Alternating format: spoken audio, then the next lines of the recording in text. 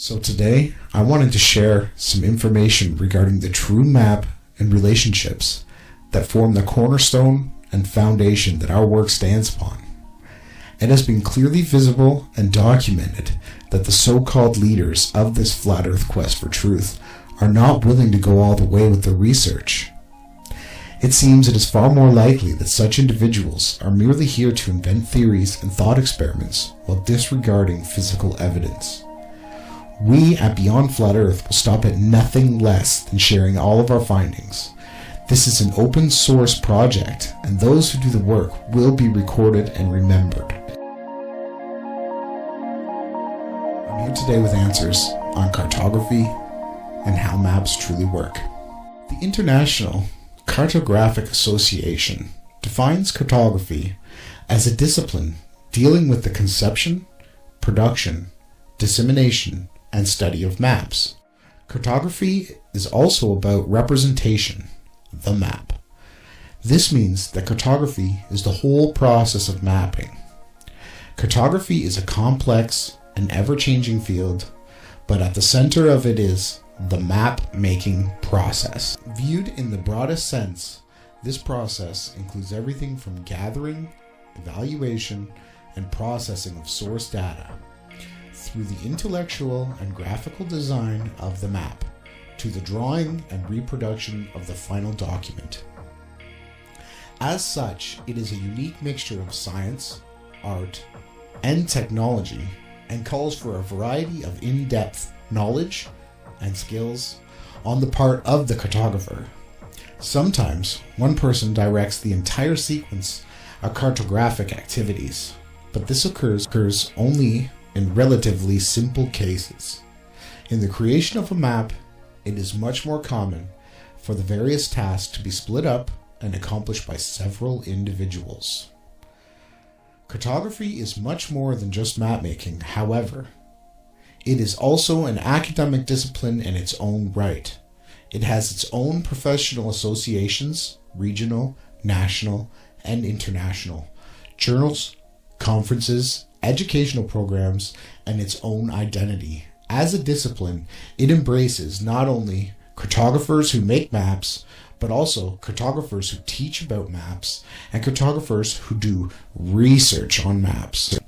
Once seen as the products of relatively straightforward practical exercise, maps are now viewed as complex intellectual images, offering rich potential for scientific investigation. Whether the thrust of the research is cognitive, mathematical, historical, perceptual, or technological, cartographers are exploiting this potential to the fullest. Now I'd like to go to the map that Jason from Awake Souls and I have been using. It has been coined the Oblique Mercator Projection, or the World Satellite Image Map. So all the links are going to be below. This stunningly detailed satellite image of the world, detailed land cover data depicted in an oblique Mercator projection. The parameters of this map projection have been carefully chosen so that the inevitable distortion that occurs is regulated to the oceans and to the least populated and least recognizable land masses. The result is a unique, visually interesting flat map of the world that exhibits nearly no distortion, even at the poles. This version of the map has been done in a stylish portrait, and all we've done is we've correctly orientated the north, south, east, and west. So I'm gonna stay tuned, stay awake, stay aware, and we here also know that the truth will not be televised. It will be imprinted. So please, keep searching for the truth. We will find a way. And don't ever forget that you matter. You are important. And anything that you can share will make a difference.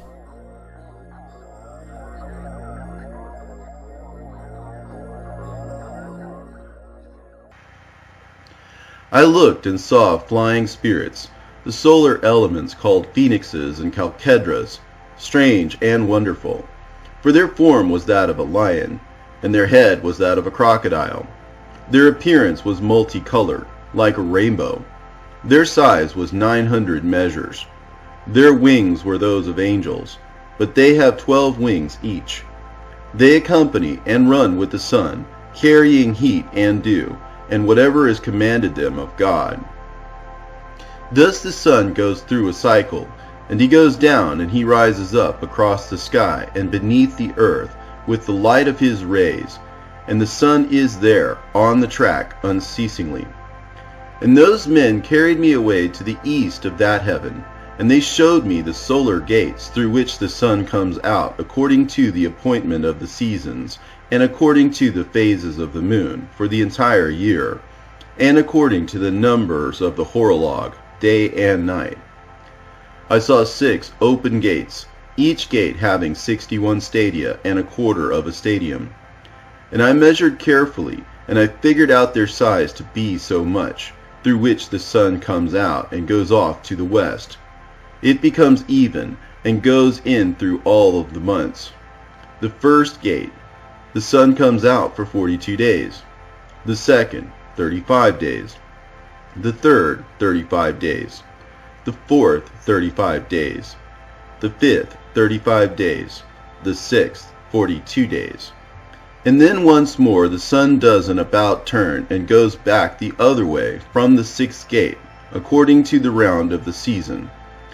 And the sun goes through the 5th gate 35 days, the 4th 35 days, the 3rd 35 days, the 2nd 35 days. And so the days of the whole year are completed, according to the cycle of the 4 seasons. Then those men carried me away to the west of the heaven, and they showed me 6 large open gates corresponding to the circuit of the eastern gates, opposite them, where the sun sets, according to the number of days, 365 1/4. Thus the sun goes back once again to the eastern gates, under the earth.